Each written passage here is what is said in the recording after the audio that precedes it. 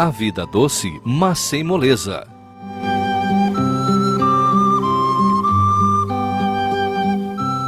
Quatro anos da vida de uma abelha.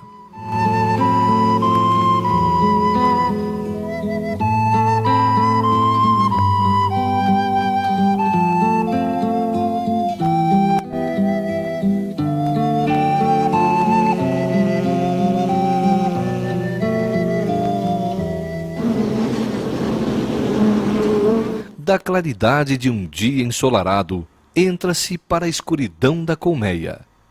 Na reentrância de uma das pedras da cidade antiga, fica a entrada para a colmeia.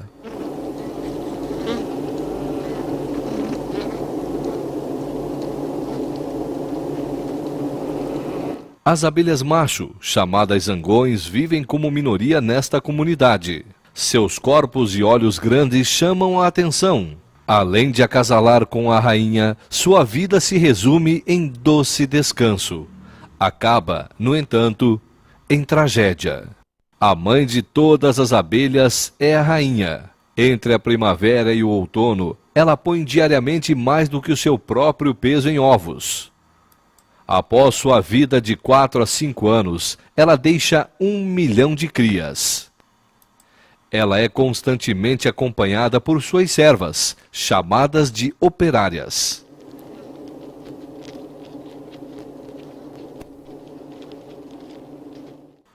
Estas cuidam da rainha, alimentando-a e mantendo-a limpa. Antes de botar o ovo, a rainha, juntamente com suas servas, verifica se a célula está vazia e adequada para o ovo. Ao mesmo tempo, verifica com as patas anteriores o seu tamanho. Grandes berços são destinados para os zangões, pequenos berços para as operárias. Em 3 dias, a larva se transforma em pupa. A partir de agora, elas já recebem alimento. Disto se encarregam as abelhas cuja idade está entre 6 e 12 dias. Nestes primeiros 3 dias, as larvas são alimentadas com um suco alimentar produzido nas cabeças das operárias.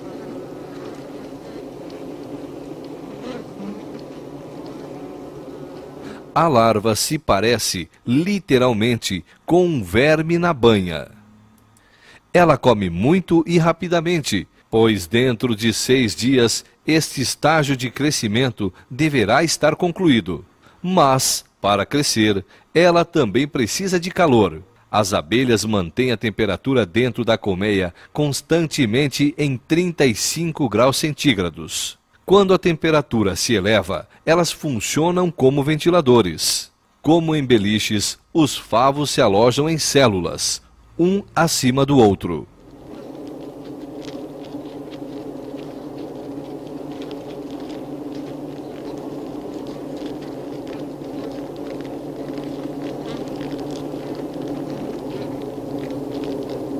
No topo ficam os doces estoques de mel, e estes são vitalmente necessários, pois a partir do 4º dia, o alimento das larvas passa a ser mais substancioso. Ela passa a receber, além do suco alimentar, mel e pólen, rico em proteínas, que contém importantes matérias para o seu crescimento. Cada larva é alimentada entre 2.000 e 3.000 vezes durante os primeiros 6 dias. Não é surpreendente que ela cresça rapidamente e aumente seu tamanho corporal em 1000 vezes neste tempo. A célula passa a ser muito pequena para ela. Durante esta fase, as operárias fecham as células com cera, que permite a passagem do ar.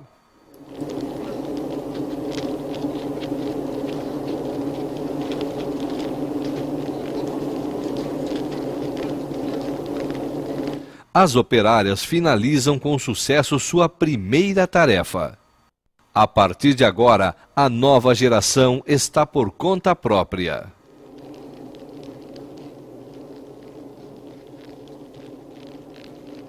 Fechada em sua célula, o verme começa a preencher o interior desta com uma espécie de teia finíssima.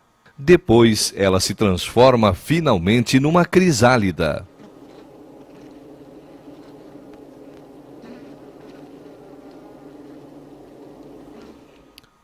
Agora já se podem perceber semelhanças com a abelha totalmente desenvolvida.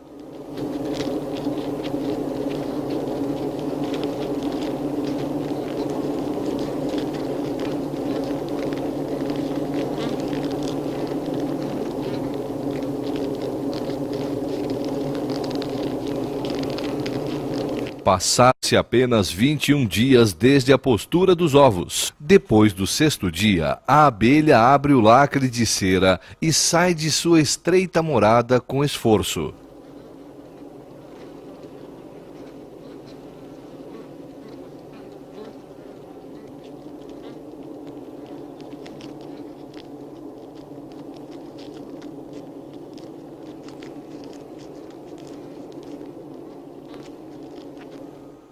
A primeira coisa que faz é se alimentar.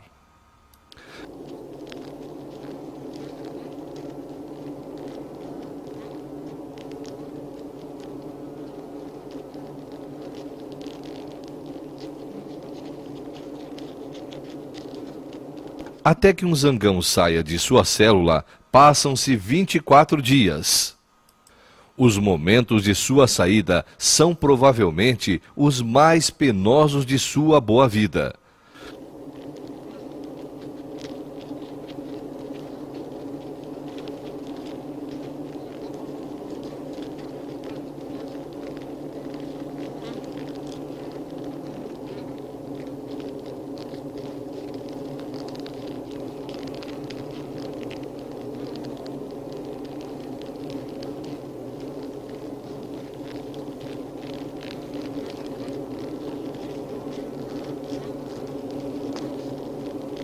Logo, ele o consegue. Esta operária, recém-saída da célula, seca suas asas. Tudo o que contém açúcar serve de alimento para as abelhas. As larvas e crisálidas que não se desenvolveram são absorvidas. E suas carcaças são levadas para fora da colmeia.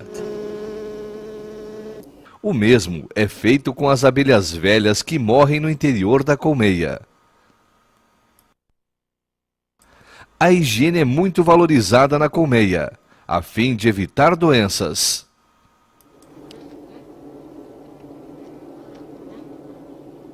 A limpeza da colmeia é uma das primeiras tarefas de uma abelha, e assim que uma nova abelha sai da célula, inicia-se a limpeza desta.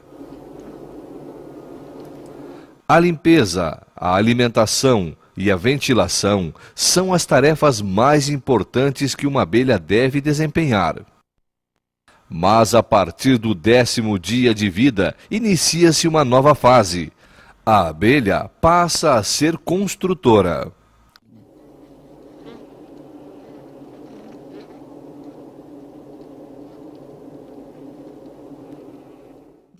As abelhas constroem seus favos a partir do teto da colmeia, em direção descendente.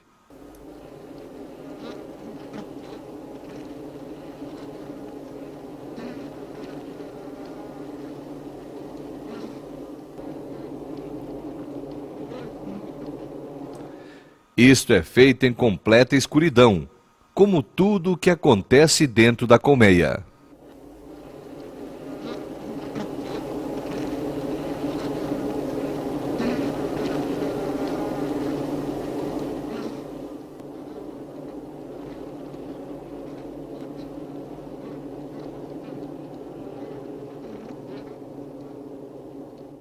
A cor dos favos é, no início, ainda quase branca. Com o tempo, após a passagem de muitas patas de abelhas sobre ele, torna-se amarelo-ouro. Cada abelha carrega em si uma pequena fábrica de cera. Em sua parte traseira, a cera emerge em forma de pequenas escamas.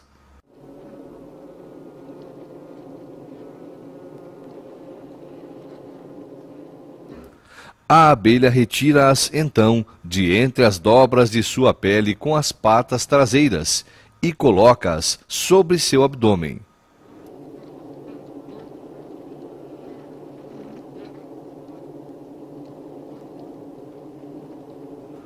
Transporta-as, então, até sua boca. Antes de poder ser utilizada, a pequena lâmina de cera é dobrada e misturada à saliva. Como ferramentas, a abelha se utiliza de suas mandíbulas.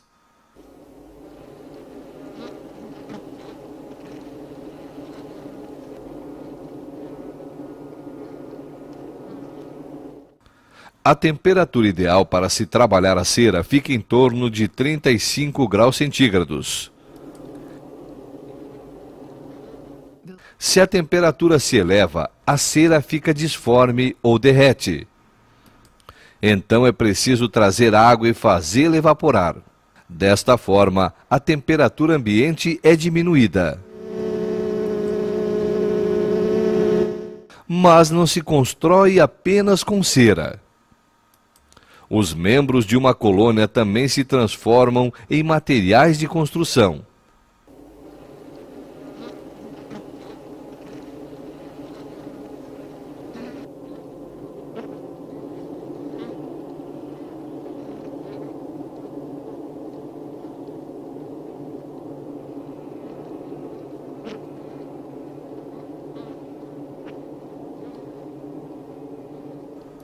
Observar esta operação circense sempre nos dá motivos para admiração.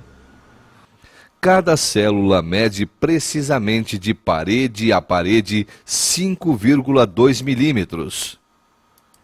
Através do formato sextavado, o espaço dentro da colmeia é melhor utilizado.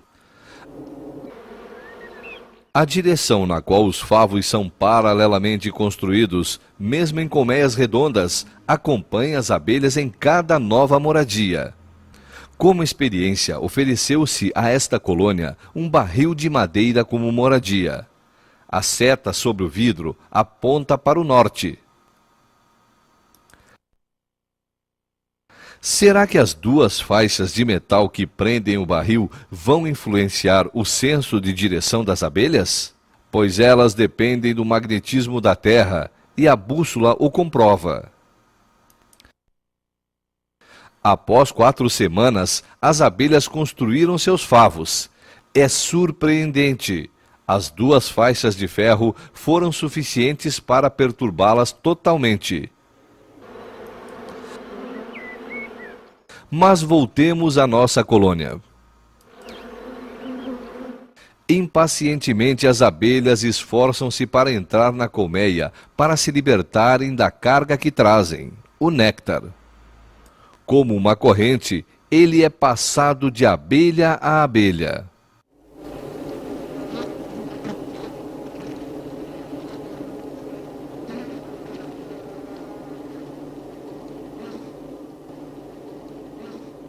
Ainda de uma cor amarelo clara, o mel é estocado primeiramente em células.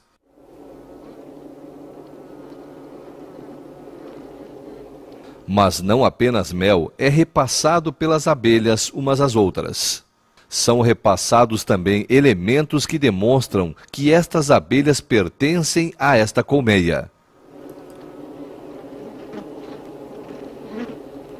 Quando a umidade do mel cai em 20%, todo o procedimento é reiniciado. Como um aspirador de pó, a abelha limpa a célula.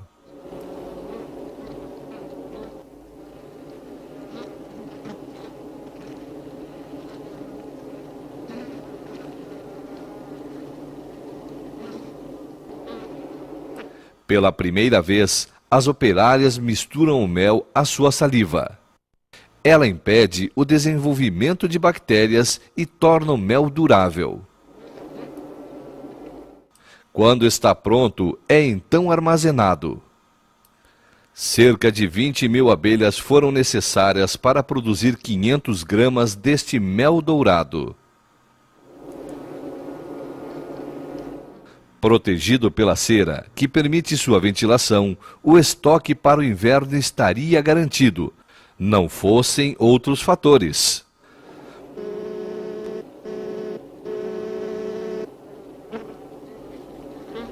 Já o homem da Idade da Pedra costumava apropriar-se do doce produto do trabalho árduo das abelhas, e até hoje ele é tido como um alimento precioso.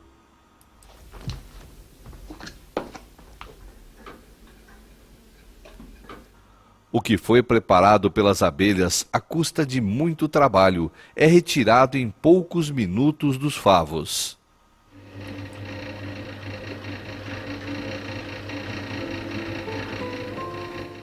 Este jarro de barro egípcio, da época dos faraós, mostra que as abelhas são mantidas pelo homem há muito tempo. E este cesto búlgaro foi utilizado para a criação de abelhas há 2000 anos. A colmeia utilizada na região de Lüneburger Heide deveria espantar maus espíritos e doenças. Ainda hoje, na África, troncos ocos de árvores são utilizados para a criação de abelhas.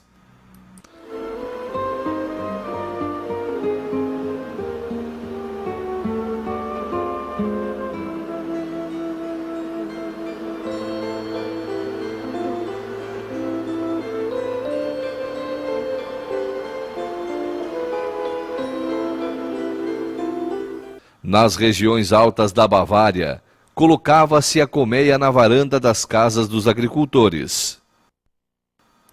A apicultura com a utilização de cestos ainda é mantida hoje na Lüneburger Heide. Não importa quais ou de qual material sejam as colmeias, a rígida divisão de tarefas entre as abelhas é a mesma em todos os lugares. A partir do 18º dia, a abelha tem a função de vigiar e controlar a entrada das outras abelhas, que voltam com o néctar. Como senha para a entrada na colmeia, vale apenas um estômago cheio de mel. Zangões estrangeiros, no entanto, sempre têm passagem garantida. Apesar de vigiarem, algumas vespas que roubam mel conseguem chegar aos favos. Mas mesmo dentro da colmeia funcionam os serviços de defesa.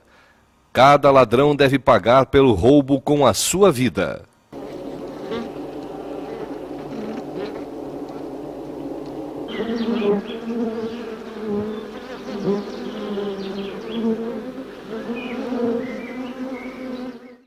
Se uma abelha pica outro inseto, consegue retirar seu ferrão intacto.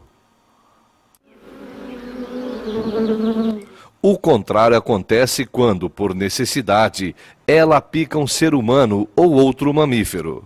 O ferrão, por causa do seu formato, fica preso na pele elástica e, desta forma, a abelha, querendo sair, deixa atrás de si todo o aparelho ferroador. Assim, ela mesma se sentenciou à morte. A arma deixada no local da picada continua agindo, já que o nervo foi deixado também.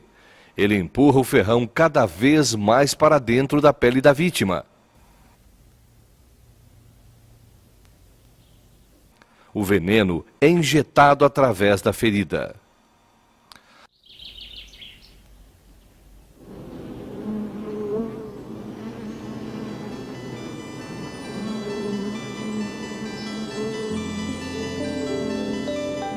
Após sobreviver às suas 3 primeiras semanas de vida, a abelha passa finalmente a conhecer a claridade e o colorido do mundo exterior à colmeia. Ela passa a ser, então, coletora. As cerca de 6.000 a 7.000 abelhas de uma colmeia de médio porte realizam por volta de 50.000 voos diários e visitam entre 2 e 5 milhões de flores. Tais campos, que se assemelham a tapetes cobertos de flores, já quase desapareceram do nosso meio. A variedade de flores foi substituída pela plantação de alimentos de rápido crescimento. Com eles, desenvolveram-se outros insetos. E as abelhas têm dificuldades em encontrar flores suficientes com néctar e pólen.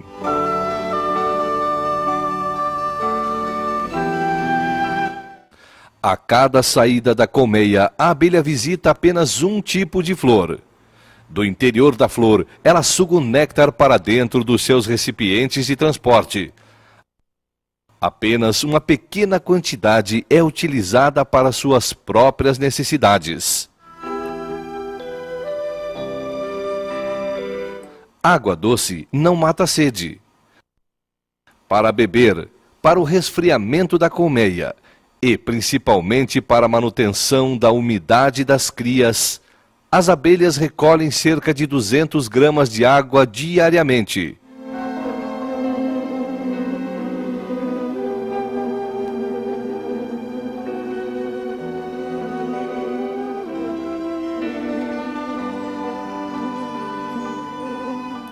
Não apenas substâncias líquidas são trazidas para a colmeia, mas alimento sólido também precisa ser armazenado.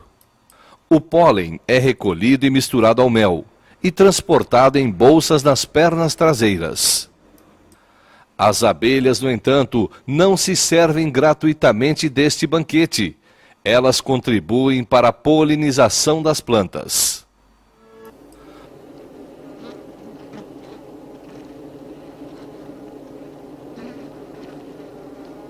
Voltando à colmeia e à escuridão, a abelha encontra uma célula vazia e lá coloca todo o pólen que trouxe consigo.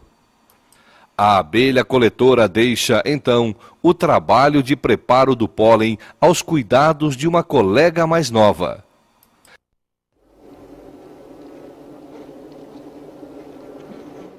Que trabalha no interior da colmeia. Esta empurra o pólen para dentro da célula para aproveitar-lhe o espaço. E as câmaras de estoque são preenchidas camada a camada. O pólen, além de ser utilizado na alimentação das crias, constitui a base para a produção da geleia real.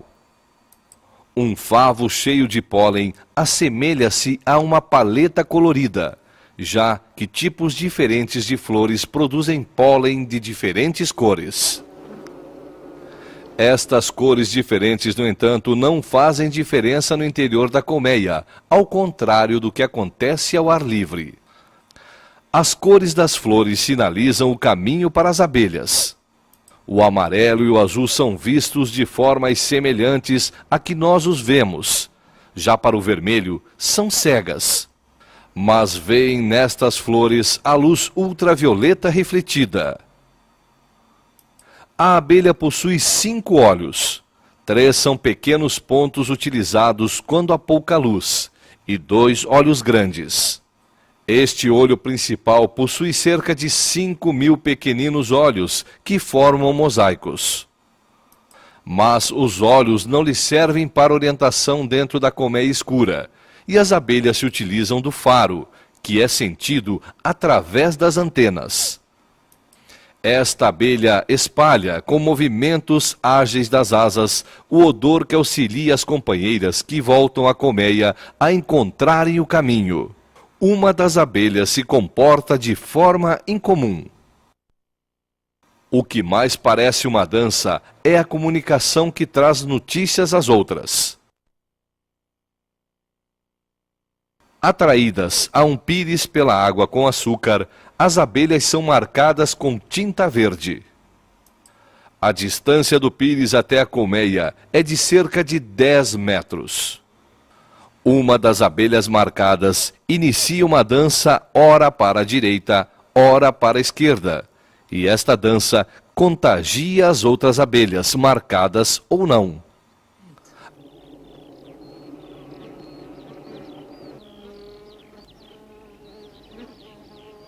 As abelhas que ainda não haviam sido marcadas recebem agora um pontinho de tinta amarela. O que se passa é a chamada dança rotativa.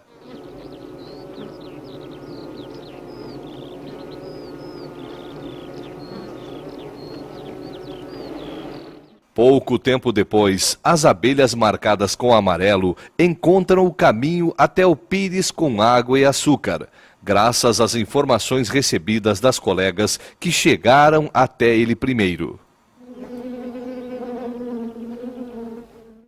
Para dificultar a tarefa, o pires é levado a 500 metros da colmeia. Cada abelha que pousa sobre ele recebe uma marca branca. Como se dará agora o repasse de informações das abelhas umas às outras?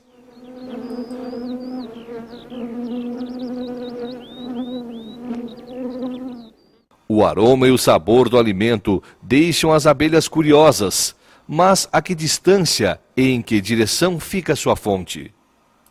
Quem compreende a linguagem das abelhas recebe as informações por meio de dança. A abelha relatora movimenta sua cauda sempre na mesma direção, o que se assemelha à agulha de uma bússola. O número de vezes e duração de tempo com que balança sua cauda indica a distância a que se encontra o alimento da colmeia. Não só as flores coloridas oferecem alimento. Este também se apresenta nas florestas. Em meio às árvores de agulhas, o mel é produzido a partir da seiva das folhas e dos ramos. Pequenos insetos que se alimentam desta seiva são mantidos e cuidados por formigas. Para suprirem suas necessidades, estes insetos precisam absorver uma grande quantidade de seiva, e o excesso é excretado e serve para as formigas como alimento. Quando as formigas não são rápidas o suficiente para recolher este líquido, ele cai em gotas sobre os ramos e as agulhas, e estas são recolhidas pelas abelhas. Quando formigas vermelhas do bosque entram em uma colmeia, tornam-se ladras perigosas.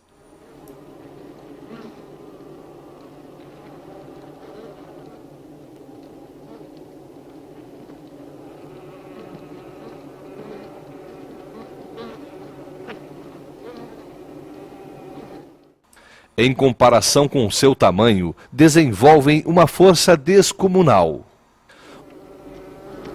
Um zangão recém-formado é retirado à força de sua célula.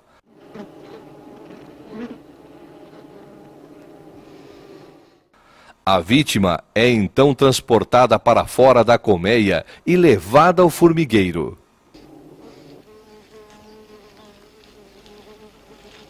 A perda de indivíduos de uma colmeia não traz maiores consequências para a vida da comunidade. Esta colmeia, no entanto, atingiu um limite quanto à sua proporção. O aroma da velha rainha não é mais reconhecido por todas as abelhas, e o sentimento de unidade já não é tão forte.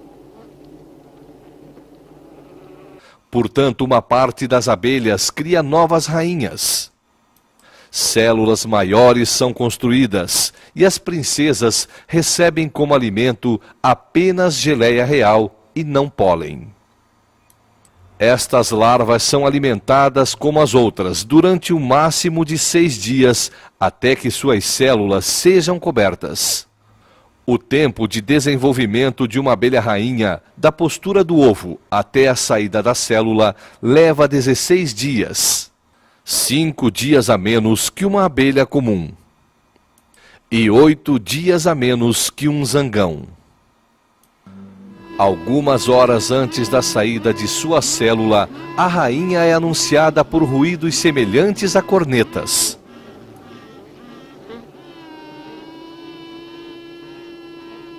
As operárias auxiliam o nascimento, que também tem seu tempo, mesmo em meio à impaciência geral. A rainha então encontra as células de suas irmãs princesas e mata uma a uma a ferroadas.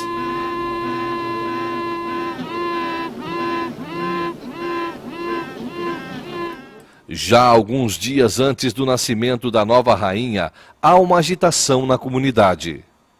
Cerca de metade das abelhas abandonam a colmeia seguindo a velha rainha e levando consigo o mel que conseguem carregar.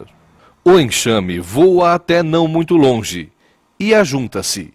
Enquanto o grupo aguarda, algumas abelhas buscam um local adequado para construir uma nova colmeia. Voltam, então, e tentam convencer as companheiras a segui-las até lá.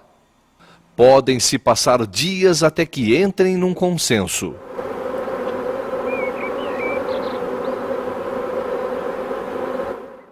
Finalmente, decidem-se por um carvalho cujo tronco está oco.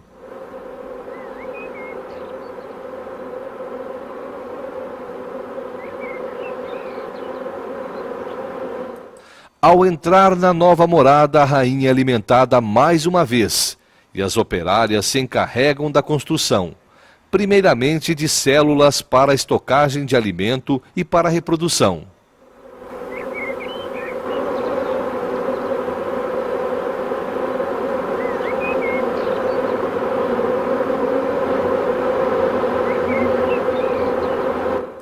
Em apenas 6 semanas são construídos vários favos com mais de 1 metro de comprimento.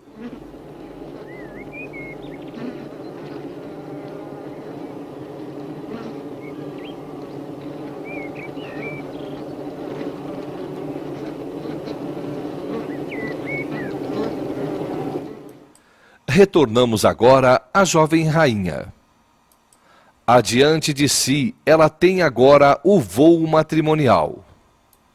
Ela realiza curtos passeios de reconhecimento pelas redondezas. O acasalamento acontecerá durante o voo, em lugares específicos onde os zangões se encontram. A fim de localizar os zangões, uma rainha pronta para acasalar teve que ser conduzida por meio de balões coloridos. Assim que o local é encontrado, centenas de zangões arremessam-se sobre a rainha.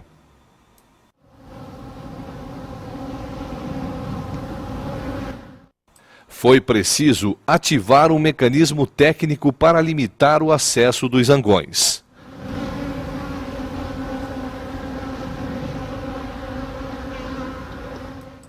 A abelha rainha acasala-se com vários zangões.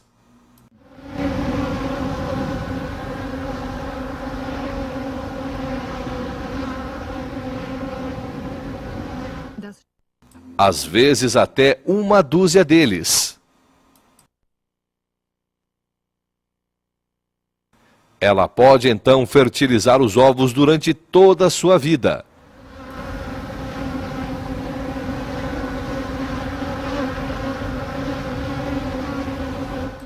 Após o acasalamento, o zangão cumpriu a missão de sua vida. Ele cai e morre.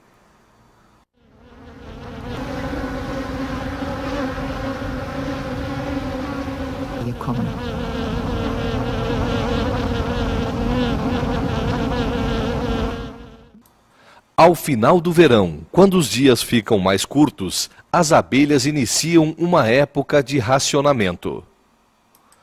Os zangões que não participaram do acasalamento e que eram até então alimentados pelas abelhas, são agora mortos ou expulsos por elas. Estes não podem se defender, pois não possuem ferrões.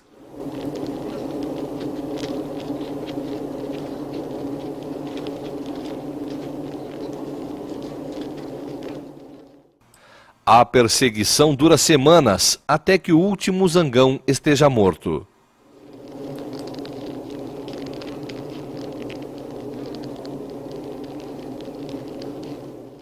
Com o outono vêm as noites mais frias e algumas abelhas acumulam resina de várias árvores.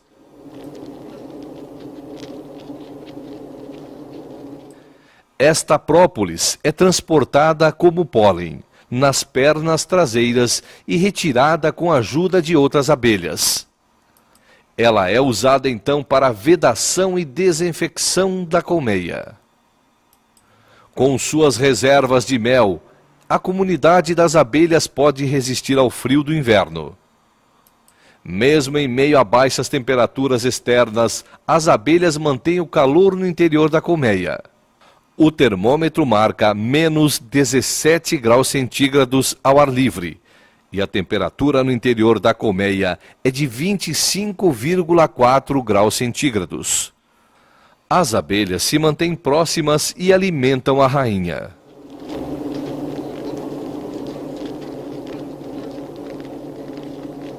Apenas após o inverno, as operárias vão reiniciar o trabalho da construção das células para as larvas e a alimentação destas. Numa comunidade de abelhas, a vida de cada uma é voltada à de todas as outras. Como indivíduos, as abelhas melíferas não podem sobreviver. Cada uma precisa trabalhar para garantir o ciclo da vida. E que na primavera a cidade de mel e cera esteja repleta de vida outra vez.